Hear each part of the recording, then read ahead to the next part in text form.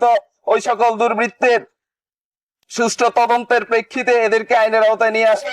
কারণ কিছুদিন পূর্বে, বেশি দিন হয় নাই, গত মাস কয়েক আগেই এই চণ্ডীপুরে একই রকম ঘটনা ঘটেছিল, চণ্ডীপুরের কালুপুর গ্রামে। এর কোন বিচার আমরা এখন পর্যন্ত দেখতে পাইনি। সহমত জানিয়ে বক্তব্য শেষ করছি। আসসালামু আলাইকুম ওয়া রাহমাতুল্লাহ। বলতে হচ্ছে কি দোষ ছিল এসএসসি একজন পরীক্ষার্থী, যে যার কয়েকদিন পরে পরীক্ষা, যে মেয়েটা এখনো পৃথিবীর আলো বাতাস ওভাবে দেখতে পায়নি, সেই মেয়েকে নৃশংসভাবে জবাই করে হত্যা। কি দোষ ছিল ওই আমার মায়ের, যে মাকে জবাই করে হত্যা করা হয়েছে, যার আগে থেতলিয়ে, চেয়ার দিয়ে থেতলিয়ে যার মাথা রক্তাক্ত করে মগজ মাথা থেকে বাইর করা হয়েছিল? কি দোষ ছিল তাদের? এটা কি শুধু নৃশংস একটা ডাকাতির ঘটনা? আমি তো বলবো না। এটা আমাদের কি মেসেজ দিচ্ছে আমাদেরকে? আমরা আমাদের মা বাবা ভাই বোন সবাইকে নিয়ে নিয়ে থাকতে চাই বাসায়, এটা নিশ্চিত করতে হবে আমাদের প্রশাসন এবং যারা দায়িত্বে আসবে পলিটিক্যাল দলগুলো আছে।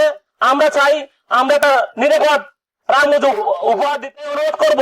আমরা চাই না আর কোন ছেলে তার মাকে এভাবে হারাক, কোন হাজবেন্ড তার ওয়াইফকে এভাবে হারাক।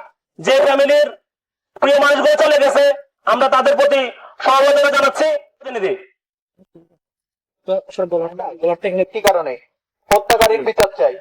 আমরা গত কয়েকটা বছরই দেখেছি, কিন্তু গত লাস্ট একটা বিশৃঙ্খলা করার জন্য একটি মহল আপনারা ইতিপূর্বে অবগত আছেন যে গতকাল সন্ধ্যার সময় রামগঞ্জ উপজেলার ৫ নং চণ্ডীপুর ইউনিয়নের শ্রীরামপুর গ্রামে রামগঞ্জের প্রতিষ্ঠিত ব্যবসায়ী জনাব মিজানুর রহমান সাহেবের সহধর্মিণী এবং তার কন্যাকে ডাকাতি এবং পরবর্তীতে জবাই করে হত্যা করা হয়েছিল। আমরা ইতিপূর্বে অবগত হয়েছি যে গত ৩-৪ মাস আগে চণ্ডীপুর ইউনিয়নের কালুপুর গ্রামে একইভাবে একজন বৃদ্ধাকে ডাকাতের পরবর্তীতে জবাই করে হত্যা করা হয়েছিল। তো এই ঘটনাগুলো আমরা সন্দেহ প্রকাশ করছি যে একই সূত্রে গাঁথা এবং কোন একটি সংঘবদ্ধ চক্র হয়তো এই ধরনের কার্যক্রমগুলো রামগঞ্জে চালিয়ে যাচ্ছে, রামগঞ্জের আইন শৃঙ্খলা পরিস্থিতি অবনতি ঘটাচ্ছে।